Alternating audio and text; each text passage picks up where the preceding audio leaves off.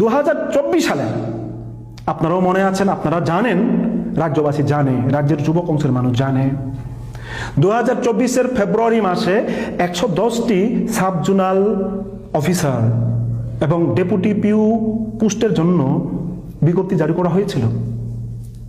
এবং বিজ্ঞপ্তি জারি করার পর পরীক্ষা প্রক্রিয়াও নেওয়া হয়েছিল। তখনও প্রশ্নপত্র ফাঁস এবং গুরুতর অভিযোগ, কেলেঙ্কারির অভিযোগে ত্রিপুরামথার প্রথম পর্বের শেষে দ্বিতীয় পর্বের শুরুয়াতেই কিন্তু সব থেকে বড় কেলেঙ্কারি ত্রিপুরার ইতিহাসে এটা কিন্তু ঘটে গেল। এবং এটাকে ত্রিপুরামথা প্রশাসন কোনোভাবেই এটা এড়িয়ে যেতে পারেন না। বিগত 2021 থেকে ত্রিপুরামথাকে সমর্থন করে এসছেন, তাদের হয়ে কাজ করে এসছেন, তাদেরকে বুথ দিয়ে ক্ষমতায় এনেছেন। এমন বহু শিক্ষিত যুবক যুবতীদের কানে, তাদের কাছেও এই খবরটা নেই যে এডিসিতে 120টা কিংবা তার বেশি এলডিসি পদে নিয়োগ হবে। অ্যাপ্লিক্যান্ট, পরীক্ষার জন্য যারা বসেছিল, পরীক্ষা দিয়েছিল, সেই পরীক্ষার রেজাল্টটা স্বচ্ছতা ভাবে দিয়ে 110টি যে ডেপুটি পিউ এবং সাব জোনাল ডেভেলপমেন্ট অফিসার পোস্টটা সেটাও নিয়োগ করা হোক। আমরা চাই এ রাজ্যের যুবক যুবতী যারা কর্মহীন, যারা চাকরির জন্য হা হুতাশ করছেন, অন্তত তারা চাকরি পাক, আশার আলো তারা দেখতে পাক। ত্রিপুরামথার প্রথম পর্বের শেষে দ্বিতীয় পর্বের শুরুয়াতেই কিন্তু সব থেকে বড় কেলেঙ্কারি ত্রিপুরার ইতিহাসে এটা কিন্তু ঘটে গেল। এবং এটাকে ত্রিপুরামথা প্রশাসন কোনোভাবেই এটা এড়িয়ে যেতে পারেন না। সরকারি পদে নিয়োগ করার ক্ষেত্রে কিভাবে একটা প্রশাসন, একটা সরকার কোনো বিজ্ঞপ্তি ছাড়া, কোনো ইন্টারভিউ ছাড়া সেটাকে নিয়োগ নিতে পারে? এডিসি প্রশাসন চুপি চুপি 120,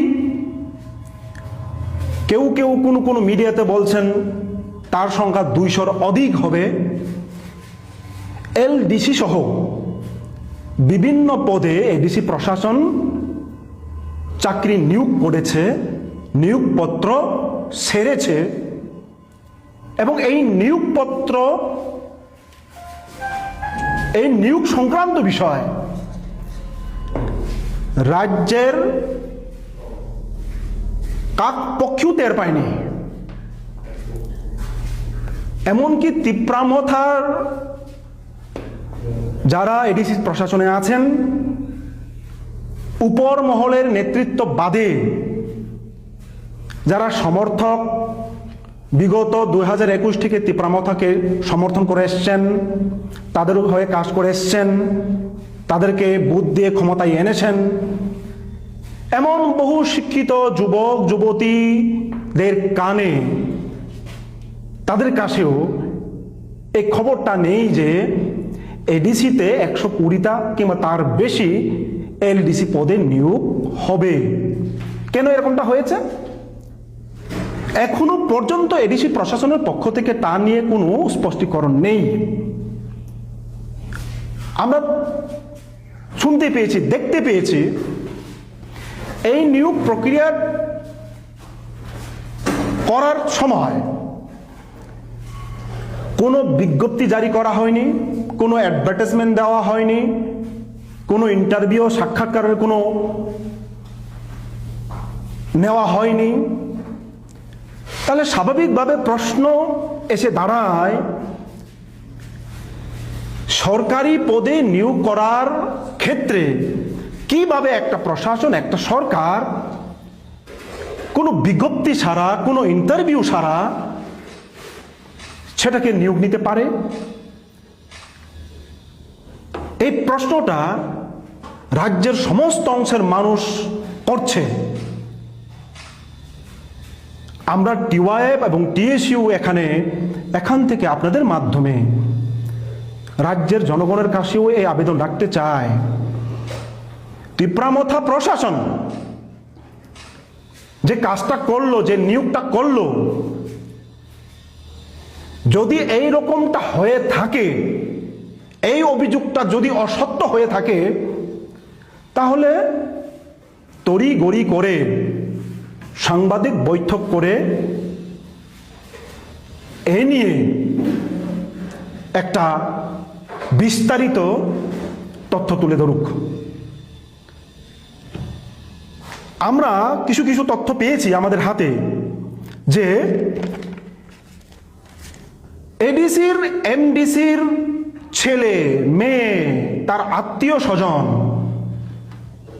এডিসির সাব জোনালের স্ত্রী, কোন সাব জোনালের ভাইয়ের স্ত্রী, ভাই, তাদের আত্মীয় স্বজন, এবং তার থেকেও বড় অভিযোগ এডিসি প্রশাসনে কিছু অফিসার তাদের ঘরের ছেলে মেয়েদের চাকরি হয়েছে, কিন্তু তিপ্রামথার সাধারণ কর্মী যারা তিপ্রামথার হয়ে কাজ করেছে তাদের ঘরে চাকরি যায়নি। এমনও অভিযোগ উঠে আসছে এডিসি নির্বাচনের পূর্বেই এর নাকি প্রক্রিয়াটা চলমান ছিল, সেটা মিডিয়াতে আসেনি, জনসমক্ষে আসেনি, কিন্তু এখন আসতে শুরু করেছে। কি এই নিয়োগ নেওয়ার ক্ষেত্রে যারা নিয়োগ প্রাপ্ত কোথাও কোথাও নাকি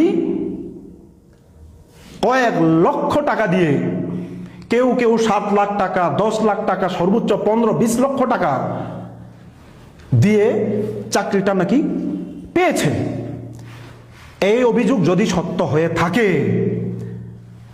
তাহলে ত্রিপুরা রাজ্যে এডিসি গঠনের পর থেকে, সেই 80-র দশকের পর থেকে এই রকম বড় দুর্নীতি এডিসি প্রশাসনের কোনোদিন হয়নি। এর জবাবদিহিতা জনগণের সামনে তুলে ধরতে হবে এডিসি প্রশাসনকে। আমরা এটাও দেখেছি টিটিএডিসির কোনো এক নতুন নির্বাচিত এমডিসি সোশ্যাল মিডিয়াতে পোস্ট করেছেন যে এই নিয়োগটা হয়েছে, যে এখন তো তিপ্রামথার এমডিসিরা শপথই নেয়নি, এই নিয়োগটা তখনই হয়েছে।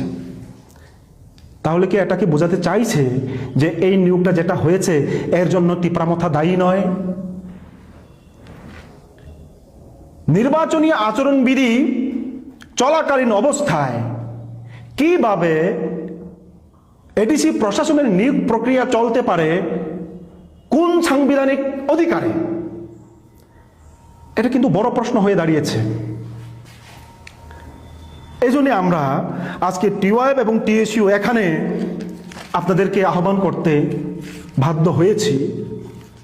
আমরা আপনাদের মাধ্যমে এই দাবি তুলতে চাইছি, মিডিয়া বন্ধুগণ, হ্যাঁ নিয়োগ হবে, নিয়োগ হওয়া জরুরি, নিয়োগ হলে ভালো, কিন্তু সেই নিয়োগটা যেন স্বচ্ছতা রেখে যারা যোগ্যতম প্রার্থী, যারা চাকরি পাওয়ার জন্য যোগ্যতম প্রার্থী, তারা যেন সেই চাকরিটা পায় এবং নিয়োগ করার ক্ষেত্রে অ্যাডভার্টাইজমেন্ট, বিজ্ঞপ্তি জারি করে নিয়ম মাফিক প্রক্রিয়া করে ইন্টারভিউর মাধ্যমে স্বচ্ছতা বজায় রেখে সেটা নিয়োগ হোক। এটা টিওয়াইএফ এবং টিএসইউ বরাবরই আমরা একটা বিশ্বাস রাখি এবং দাবি তুলছিও। এই যে নিয়োগ প্রক্রিয়াটা হলো, এর জন্য এডিসি প্রশাসনের যে স্বচ্ছতার বিষয়টা এখানে কিন্তু প্রশ্নচিহ্নের মধ্যে এসে দাঁড়িয়েছে। এই জন্যে আমরা এডিসি প্রশাসনের কাছেই এই আবেদনটা রাখতে চাইছি যে যদি এই নিয়োগ করার ক্ষেত্রে যদি আপনাদের স্বচ্ছতাই থেকে থাকে, তাহলে কোন দিন, কোন সময়, কোন তারিখে নিয়োগের জন্য বিজ্ঞপ্তি জারি করা হয়েছে, অ্যাডভার্টাইজমেন্ট দেওয়া হয়েছে, সেটা জনসমক্ষে আনুন, মানুষ বিশ্বাস করবে। আমরা এও দাবি তুলছি যে যেসব 120 জনকে এখানে নিয়োগ করার কথা বলা হয়েছে কিংবা তারও বেশি সংখ্যা, এখনো কিন্তু রাজ্যবাসী কনফিউশন, কতটুকু সংখ্যা আসলে নির্দিষ্ট। যতজনই হোক, যাদেরকে নিয়োগ দিয়েছেন এই নিয়োগ তালিকাটা জনসমক্ষে আনুক, যাতে রাজ্যের মানুষ পরিষ্কারভাবে জানতে পারে যে এতজনকে এই জনকে নিয়োগ করা হয়েছে এমন এমন পোস্টে। সেই দাবিও আমরা তুলছি এডিসি প্রশাসনের কাছে ইতিমধ্যেই, যেন এই বিষয়টাকে রাজ্যের সমস্ত অংশের মানুষের সামনে, বিশেষ করে যারা বেকার যুবক যুবতী চাকরির আশায় দীর্ঘদিন ধরে 2018 সালের পর থেকে তারা চাকরির আশায় বিভিন্ন জায়গাতে ইন্টারভিউ দিতে মুখর হয়ে আছেন, ইন্টারভিউ দেওয়ার জন্য প্রস্তুত হয়ে আছেন, কিন্তু চাকরি নিচ্ছে না। সিটে ফুটা যেটুকু নিচ্ছে সেটাও অস্বচ্ছতা যদি থেকে যায়, তাহলে এই রাজ্যের জনগণ, এই রাজ্যের যুবক যুবতী, বিশেষ করে শিক্ষিত অংশের যুবক যুবতী, তারা যাবে কোথায়? আমরা টিওয়াইএফ টিএসইউ তাদের হয়ে এই বক্তব্যটা আপনাদের সামনে তুলে ধরছি। এখানে আরেকটা বিষয় প্রসঙ্গক্রমে বলতে হয়, আমরা দেখেছি তিপ্রামথার আদরণীয় সুপ্রিমো শ্রী প্রদ্যুৎ কিশোর দেববর্মা, তিনি সম্ভবত এটাকে ড্যামেজ কন্ট্রোল করার জন্যই আমরা মনে করছি, তিনি লাইভে এসে বলেছেন যে এই নিয়োগ প্রক্রিয়াটাকে হোল্ড করা হবে। এডিসিতে নাকি কিছু, উনি বলছেন যে কিছু অনিয়ম হতে পারে, এটার জন্য এটাকে হোল্ড করা হবে।